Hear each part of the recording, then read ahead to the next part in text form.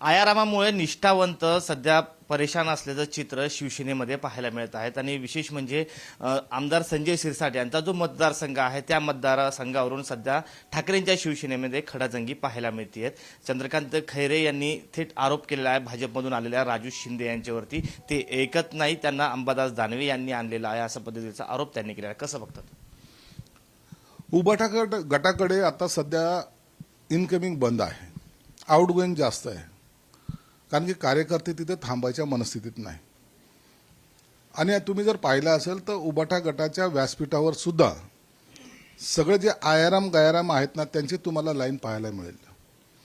या निवडणुकीमध्ये सुद्धा जे इतर पक्ष तिकीट देत नाहीत असं जेव्हा लक्षात आलं त्या टायमाला या आयारामाची आता गर्दी वाढायला लागलेली आणि हे यांच्या दृष्टिकोनातून असलेले निष्ठावंत आहेत.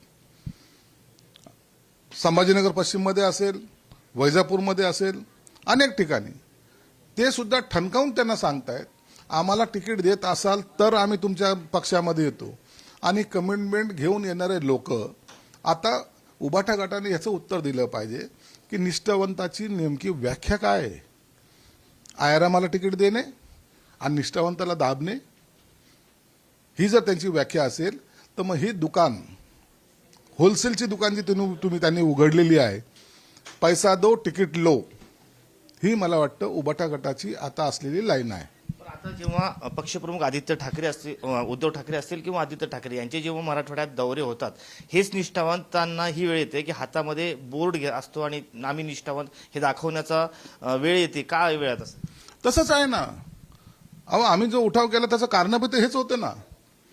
आता निष्ठावंताला आपली निष्ठा सिद्ध करण्यासाठी यांच्यासमोर टाहो फोडावा लागतोय आणि जे इतर पक्षातून आलेत ते त्यांच्या मांडीला मांडी लावून बसतायत.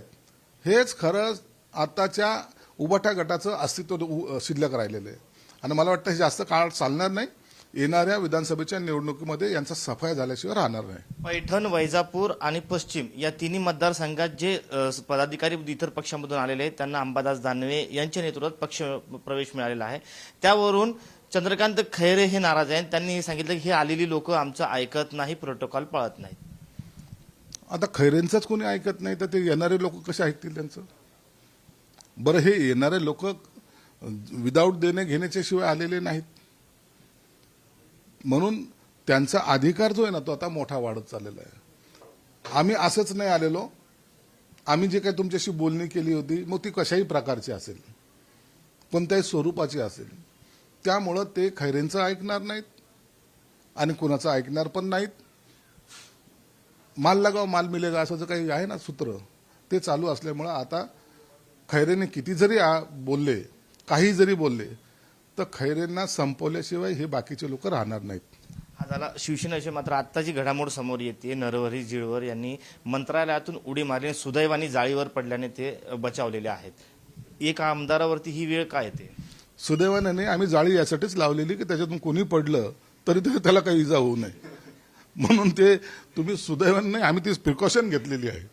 असं जर एखादं आंदोलन करता असेल तर त्याला काही त्रास होऊ नये अशी सरकारने काळजी घेतलेली. सरकार सगळ्या गोष्टीची खबरदारी घेत आहे. झिरवाळ्यानं जे आज आंदोलन केलंय ते आंदोलन मला वाटतं पदावर असताना अशा व्यक्तींनी करणं योग्य नाही. त्यांना सगळं पर्याय उपलब्ध होते. तुम्ही आदिवासीचे नेते आहात, तुम्हाला अधिकार सुद्धा आहे.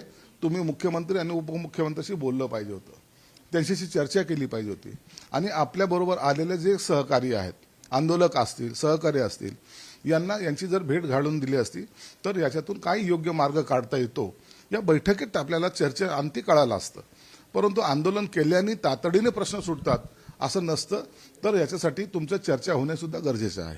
अंबादास दानवे यांनी ट्विट केलेलं आहे आणि मुख्यमंत्री लाडक्या बहिणी योजनेचा जो कार्यक्रम होणार आहे त्यासाठी शाळेची जी बस आहे त्या देखील घेण्याचा एक पत्र शिक्षणाधिकाऱ्यांनी काढलेलं आहे असा त्यांनी आरोप केला. आम्ही आरटीओकडे त्याची रीतसर तक्रार करणार असं देखील ते म्हणाले.